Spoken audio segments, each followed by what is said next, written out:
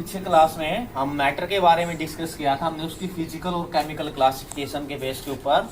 ठीक है भाई, अब आपके पास नेक्स्ट टॉपिक आता है एटम और मॉलिक्यूल। ठीक है भाई, एटम, मान लीजिए आपके पास कोई चौक है और आप उसको ब्रेक डाउन कर रहे हो, आप तोड़ते जा रहे हो और लास्ट में एक छोटा पार्टिकल बचेगा जिसको आप और ज्यादा नहीं तोड़ सकते। मतलब कहने का क्या है कि भाई एटम है ना, वो स्मॉलेस्ट पार्टिकल है जिसको आप फर्दर ब्रेक डाउन नहीं कर सकते।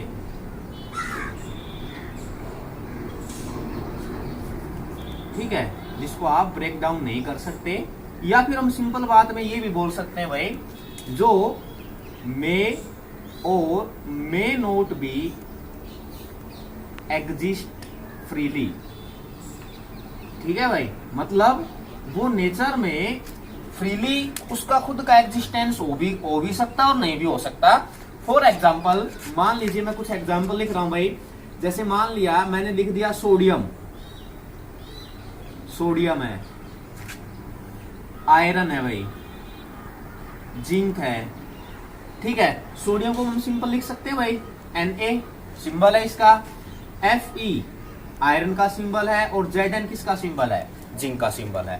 तो ये एटम है, तो ये क्या है, एग्जिस्ट कर सकते। आप इसको बिल्कुल सेम एज इट इज लिख सकते हो, लेकिन कुछ ऐसे एटम भी हैं जिनको आप एटम की फॉर्म में नहीं लिख सकते। जनरली गैसेज, मान लीजिए हाइड्रोजन है, ऑक्सीजन है, फॉस्फोरस है, या फिर सल्फर है भाई, इसको आप हमेशा मॉलिक्यूल की फॉर्म में लिखोगे। कैसे? हाइड्रोजन को आप H नहीं लिख सकते क्योंकि ये नेचर में एग्जिस्ट नहीं करता, इसको आप लिखोगे H2, इसको आप लिखोगे O2 भाई, इसको आप लिखोगे P4, फॉस्फोरस P4 फॉर्म में एग्जिस्ट करता है, 4 एटम होते हैं, और सल्फर S8 की फॉर्म में एग्जिस्ट करता है। 10th क्लास में आपने इसके बारे में डिस्कस भी किया, और कोवलेंट कंपाउंड वाले चैप्टर में S8 का स्ट्रक्चर बनाया होगा, इलेक्ट्रॉन डो स्ट्रक्चर। ठीक है भाई, तो ऐसे मॉलिक्यूल्स जो एक ही एटम से मिलके बनते हैं उनको हम बोलते हैं मोनो एटॉमिक। ठीक है, ऐसे भी हैं जो है मॉलिक्यूल, उसको आप एटम नहीं बोल सकते। जैसे मान लीजिए आपकी नोबल गैसेज है,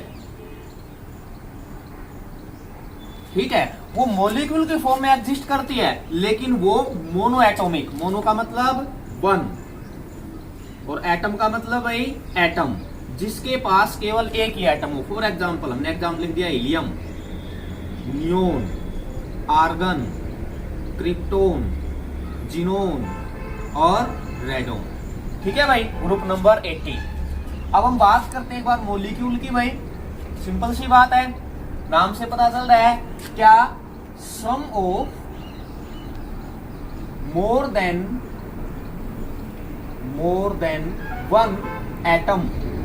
अगर आप एक एटम से ज्यादा एटम का सम कर देते हो, जैसे मान लीजिए मैंने क्या किया भाई, हाइड्रोजन बनाना था, हाइड्रोजन एटम है एक, ठीक है, ये एटम मिल गया और आपका क्या बन गया भाई, H2। मान लीजिए मुझे क्या बनाना था, कार्बन डाइऑक्साइड, तो क्या किया भाई, कार्बन एक एटम है, ऑक्सीजन एक मॉलिक्यूल है, लेकिन इसके अंदर 2 एटम है ऑक्सीजन के।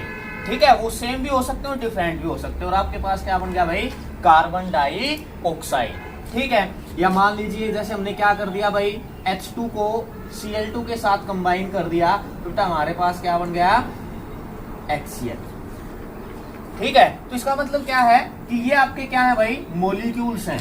ठीक है, मतलब क्या है, अगर आप एक से ज्यादा एटम को कंबाइन कर देते हो तो उसको आप क्या बोल दोगे, मॉलिक्यूल। या सिंपल ये भी बोल सकते हो, मॉलिक्यूल्स वो स्मॉलेस्ट पार्टिकल है जो नेचर में एग्जिस्ट करता है, कैन बी एग्जिस्ट फ्रीली, जो नेचर में फ्रीली एग्जिस्ट करता है। ठीक है, उसको आप क्या बोल सकते हो, मॉलिक्यूल भी बोल सकते हो। ठीक है भाई, अब हम मॉलिक्यूल को 2 पार्ट में डिवाइड कर सकते हैं। कैसे? देखिए, अब इससे पहले एक बात और बताते हैं। कैसे? मान लीजिए ये हमने बात की मोनो एटॉमिक की, ये आपके पास क्या है भाई, डाई एटॉमिक, 2 एटम है सेम। ठीक है, ये आपके पास क्या है, 4 एटम है। यहाँ पर कितने आपके पास, 8 एटम है। तो ऐसे मॉलिक्यूल जिसमें दो से ज्यादा एटम होते हैं उसको आप पॉली एटॉमिक मॉलिक्यूल बोलते हो। पॉली का मतलब मैनी और एटम का मतलब है एटम भाई, जिसमें बहुत ज्यादा एटम हो। यहां पर देखिए इन दोनों केसेस के अंदर यहां पर दो हैं, तो इसको आप क्या बोल दोगे, डाई एटॉमिक। डाई का मतलब है टू, ऐसे मॉलिक्यूल जिसके अंदर दो सेम एटम हो, ऐसे मॉलिक्यूल जिसमें दो या दो से ज्यादा एटम अगर एग्जिस्ट करते हैं उसको आप क्या बोलते हो, पॉली एटॉमिक। अब हम मॉलिक्यूल के कुछ एग्जांपल लिखे हमने, जैसे मान लीजिए ये एग्जांपल लिख रखे भाई हमने, ठीक है, या हम और एग्जांपल लिख देते हैं। जैसे मान लीजिए हमने लिख दिया भाई N2, हमने लिख दिया O2, SO2, ठीक है, H2SO4 etc। बहुत सारे एग्जांपल है भाई यहाँ पर, ठीक है। तो ये मॉलिक्यूल लिख दिया, तो इस मॉलिक्यूल को हम दो पार्ट में डिवाइड कर सकते हैं। एक हमारा बन जाएगा होमो एटॉमिक मॉलिक्यूल या हेटेरो एटॉमिक मॉलिक्यूल, ठीक है। इसको हम एक नाम और दे सकते हैं होमोन्यूक्लियर, और इसको हम लिख सकते हैं भाई हेटेरोन्यूक्लियर, ठीक है। देखो भाई जैसे नाम से पता चल रहा है, होमो का मतलब सेम, ऐसे मॉलिक्यूल जिसके अंदर एटम की संख्या एटम सेम हो, ठीक है, उसको आप क्या बोल दोगे, होमो एटॉमिक। या ऐसे भी देख सकते, होमो का मतलब सेम, न्यूक्लियर का मतलब क्या है, न्यूक्लियस, जिसका न्यूक्लियस सेम हो, ठीक है। तो यहां पर देखिए आप एग्जांपल के अंदर, जैसे मान लीजिए H2 है, ठीक है भाई, N2 है, क्या दिखाई दिया आपने, जैसे मान लीजिए ये H है और भाई ये H है। 10th क्लास में आपने इलेक्ट्रॉन डोट स्ट्रक्चर पढ़ा था, हाइड्रोजन का एटॉमिक नंबर होता है 1। आपने इलेक्ट्रॉनिक कॉन्फ़िगरेशन के लिए क्या लिखा, 1 भाई। फर्स्ट सेल में 2 इलेक्ट्रॉन आते हैं, हमने पहले डिस्कस किया था 2, 8, 8, 18 और 18, एक आ गया भाई, तो एक इलेक्ट्रॉन डॉट बना दिया। अब यहां से क्या बन गया, इसके पास बॉन्ड बन के आ गया, ठीक है। तो इसका मतलब क्या है कि दोनों का एक जैसा न्यूक्लियस है और एक ही एटम मिलके बना, तो उसको आप क्या बोल दोगे, होमो एटॉमिक या होमो न्यूक्लियर, ठीक है। अब इसको हम एक नाम और दे सकते हैं, एलिमेंट ऑफ एटम, ठीक है भाई, मतलब कि ये एक एटम के एलिमेंट है, ठीक है। इसको हम ऐसे बोल सकते हैं एलिमेंट ऑफ एटम, ये एक एटम के क्या है भाई, एलिमेंट है। अब बेटा हम बात करते हैं एट्रो। एट्रो का मतलब पहले भी डिस्कस कर चुके हैं हम, मोर देन 1, और एटम का मतलब भाई एटम, ठीक है, समझ में आ गई मेरी बात, ठीक है भाई। तो एक मिनट, इसको बेटा आप लिख सकते हो मॉलिक्यूल ऑफ एलिमेंट, सॉरी, इसको आप लिख सकते हो मॉलिक्यूल ऑफ एलिमेंट्स, ऐसे मॉलिक्यूल जो एलिमेंट से बनते हैं, ठीक है भाई। अब देखिए मोर देन 1 एटम, एक से ज्यादा एटम है। फॉर एग्जांपल हमने HCl का एग्जांपल लिया, हाइड्रोजन यहां पर बना रहा हूं एक बार मैं, 1 हो गया। क्लोरीन एटॉमिक नंबर कितना होता है इसका, 17, क्या बनाया, फर्स्ट सेल में 2 इलेक्ट्रॉन आए, सेकंड में 8 आ गए, 10 हो गए ना भाई। अब कितने बचते हैं, 7 आने चाहिए, कितने, 8, 7 बचते हैं भाई। तो मैं क्लोरीन को लिखता हूं 7 इलेक्ट्रॉन, 2 6 और एक ये हो गए भाई आपके 7, ठीक है। तो अब इसने इसके साथ किया, इसने इसके साथ किया, ठीक है। तो क्या हो गए, दोनों न्यूक्लियस अलग अलग हो गए भाई, क्योंकि इसके न्यूक्लियस में 1 इलेक्ट्रॉन है, इसके लास्ट सेल में 7 इलेक्ट्रॉन है। तो इसको आप क्या बोल दोगे, हेटेरो एटॉमिक या हेटेरो न्यूक्लियर मॉलिक्यूल। इसका दूसरा नाम है भाई मॉलिक्यूल्स ऑफ कंपाउंड, ठीक है भाई। इसको आप क्या बोल सकते हो, मॉलिक्यूल ऑफ कंपाउंड, क्योंकि दोनों क्या है भाई, यहाँ पर डिफरेंट होंगे, ठीक है, सेम नहीं होंगे। तो ये किसके बारे में था भाई, मॉलिक्यूल के बारे में, और ये किसके बारे में था, एटम के बारे में। मतलब एग्जिस्ट कर भी सकता है फिर और नहीं भी कर सकता, लेकिन ये एग्जिस्ट करेगा, ये इसके टाइप है भाई, ठीक है। अब हम नेक्स्ट पार्ट स्टार्ट करते हैं। ये हमारे कुछ बेसिक टर्म थे भाई, जो आप वैसे 9th 10th क्लास के अंदर पढ़ चुके हो, ठीक है। नेक्स्ट हमारा जो टॉपिक है वो था लॉ ऑफ केमिकल कॉम्बिनेशन, कुछ लॉ दिए गए हैं जिसके बेस पे केमिस्ट्री निर्भर है। ठीक है भाई, लॉज ऑफ केमिकल कॉम्बिनेशन, मतलब जब भी आप कोई भी केमिकल कॉम्बिनेशन करोगे तो उसको आप क्या बोलोगे, लॉ ऑफ केमिकल कॉम्बिनेशन। वैसे बेटा मॉलिक्यूल से अलग मैं आपको एक चीज और बता देता हूं, आयन भी होते हैं। ठीक है, आप पढ़ चुके हो पहले 10th क्लास के 9th क्लास के अंदर भी आयन, जैसे मान लीजिए सोडियम था भाई, ठीक है, और क्लोरीन था। सोडियम के पास इलेक्ट्रॉन 11, क्लोरीन के पास इलेक्ट्रॉन 17। सोडियम की इलेक्ट्रॉनिक कॉन्फ़िगरेशन क्या आ जाएगी भाई, 2, 8 और 1। ठीक है, इसकी इलेक्ट्रॉनिक कॉन्फ़िगरेशन क्या आ जाएगी, 2, 8 और 7। ठीक है, अब इसको अपना ऑक्टेट कंप्लीट करने कितने इलेक्ट्रॉन की आवश्यकता है, 7 की भाई। इसको 1 की आवश्यकता है। अब ये तो है नहीं, आपको पता है कि कोई भी एलिमेंट है वो ज्यादा से ज्यादा 3 इलेक्ट्रॉन लूज कर सकता है, क्योंकि तो एनर्जी बहुत ज्यादा हो जाएगी। ठीक है, तो इसलिए क्या करेगा, अपने एक इलेक्ट्रॉन को दे देगा भाई। ठीक है, अब इसने इलेक्ट्रॉन दे दिया, इसके पास चार्ज कैसा आ गया, पॉजिटिव। क्यों, अब इसके पास इलेक्ट्रॉन कितने बच गए भाई, 10। ठीक है, अब क्लोरीन है, क्लोरीन ने क्या किया भाई, इलेक्ट्रॉन एक्सेप्ट किया, इसके ऊपर चार्ज नेगेटिव, इसके पास इलेक्ट्रॉन कितने बच गए, 18। इसको आप क्या बोलते हो, आयन। जब कोई भी एलिमेंट अपने इलेक्ट्रॉन को लूज करेगा तो उसको आप बोलोगे कैटायन, और कोई भी एलिमेंट अगर इलेक्ट्रॉन को गेन करेगा तो उसको आप बोलोगे एनायन। ठीक है भाई, कुछ आपके पास इसमें पॉली एटॉमिक आयन भी होते हैं। ये भी आपकी 9th क्लास में टेबल थी, पॉली एटॉमिक आयन। जैसे आप याद भी करते हो, कार्बोनेट, CO3 कार्बोनेट। ठीक है भाई, कार्बोनेट क्या लिखते हैं आप इसके ऊपर, 2 नेगेटिव चार्ज। ठीक है, या आप धीरे धीरे आगे क्लासेज में सीखते चले जाओगे इसके ऊपर 2 नेगेटिव चार्ज क्यों आया भाई। ठीक है, समझ में आ गई बात। या फिर आप लिखते हो बाइकार्ब सल्फेट, लिख लीजिए आप, सल्फेट लिखते हो, SO4 2 नेगेटिव। अब 2 नेगेटिव का मतलब ये नहीं है कि भाई इन सब पे अलग अलग है, ये पूरे के ऊपर 2 नेगेटिव है। ठीक है, ये मैं आपको आगे सिखाऊंगा ऑक्सीडेशन स्टेट, तो उसमें आपको अच्छे समझ में आ जाएगा भाई। अब बेटा हम बात करते हैं हमारे टॉपिक के ऊपर, लॉ ऑफ केमिकल कॉम्बिनेशंस। तो हमारे पास 5 लॉ दिए गए हैं जो किसी भी केमिकल कॉम्बिनेशन के अंदर यूज होते हैं, मतलब पूरी जो हमारी केमिस्ट्री है वो इन लॉ के ऊपर डिपेंड होती है। ठीक है भाई, बेटा इसके अंदर हमारा जो फर्स्ट लॉ है वो क्या बोला आपका, लॉ ऑफ कंजर्वेशन ऑफ मास। ठीक है भाई, लॉ ऑफ कंजर्वेशन ऑफ मास, आपको याद भी होगा 9th क्लास में आपने इसके बारे में डिस्कस भी किया था भाई। ठीक है, देखो कंजर्व का मतलब कांस्टेंट, नाम से पता चल रहा है। ठीक है, इसको भाई एंटोनी लुवाइस्टर ने इसके बारे में बताया था 1789 के अंदर।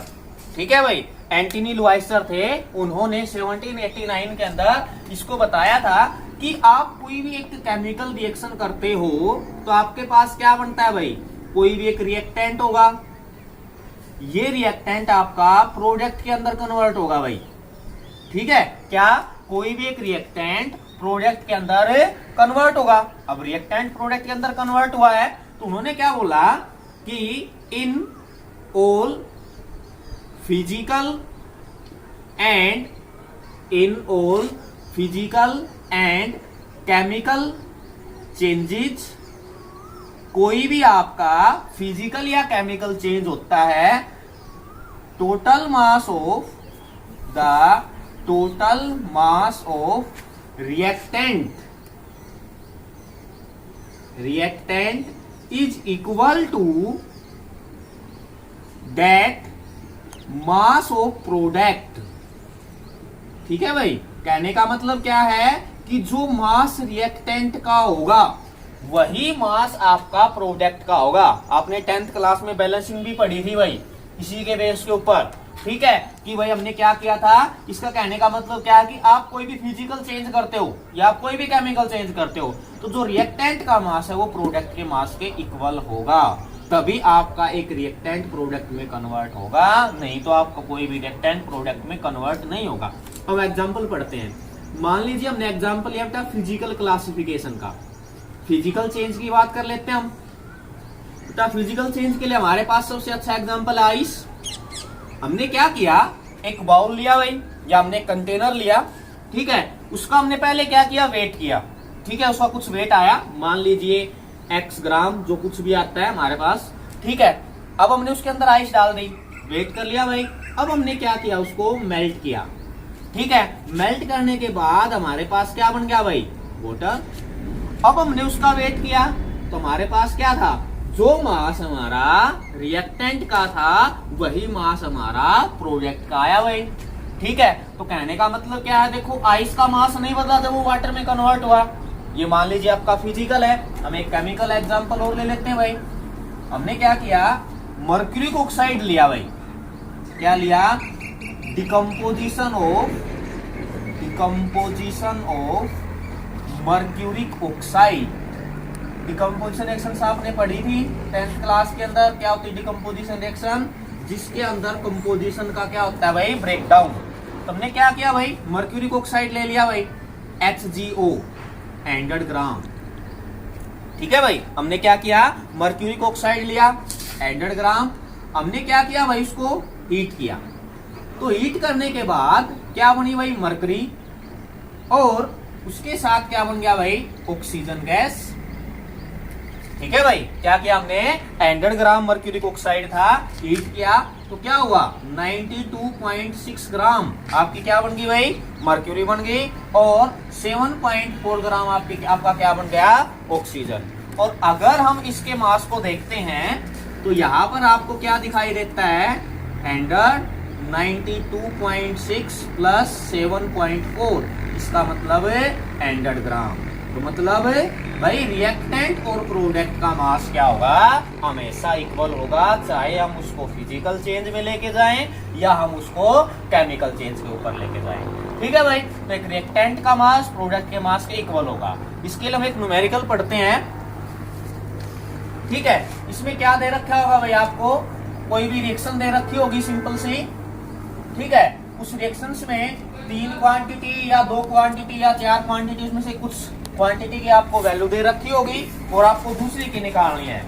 जैसे इसने बोला है what mass of silver nitrate, कि भाई सिल्वर नाइट्रेट है, सिल्वर AgNO3 सिल्वर नाइट्रेट है भाई।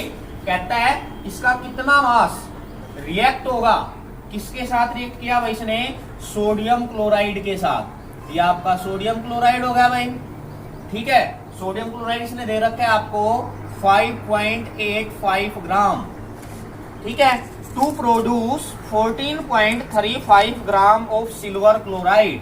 ये कहता है भाई इसने सिल्वर क्लोराइड प्रोड्यूस किया, कितना किया भाई, 14.35 ग्राम, ठीक है, and 8.5 gram of sodium nitrate.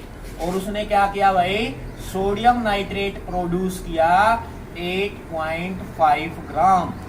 आगे कहता है ये, if the law of conservation of mass is true, वो कहता है आपको इसका मास निकालना है भाई, ठीक है। तो यहां पर हम क्या लिखेंगे, मास ऑफ द सॉल्यूशन के अंदर मास ऑफ सिल्वर नाइट्रेट, इसका कितना है भाई, x gram.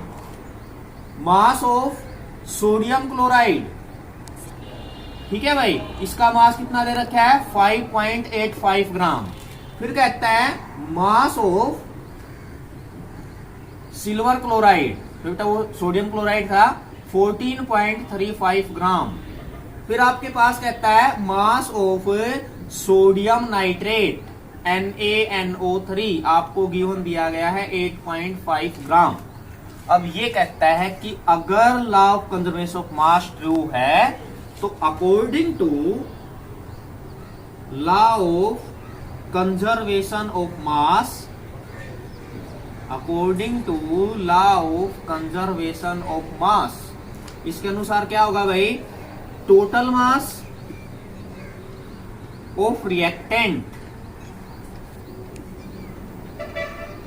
Is equal to total mass of product, ठीक है भाई। क्या कि रिएक्टेंट का टोटल मास प्रोडक्ट के टोटल मास के इक्वल होगा। तो हम रिएक्टेंट का मास देखते हैं भाई, क्या है, x plus 5.85 is equal to, इसके इक्वल होगा भाई 14.35 और प्लस 8.5। इसका मतलब क्या आता है भाई, x plus is equal to, ये आपका बन जाएगा भाई 5, 8,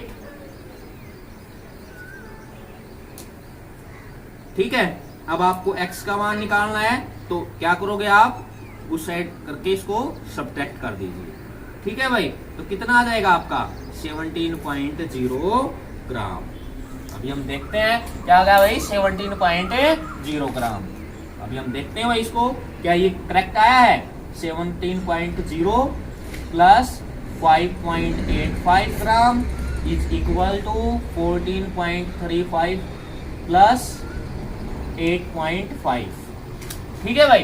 तो यहां से कितना आया भाई आपका,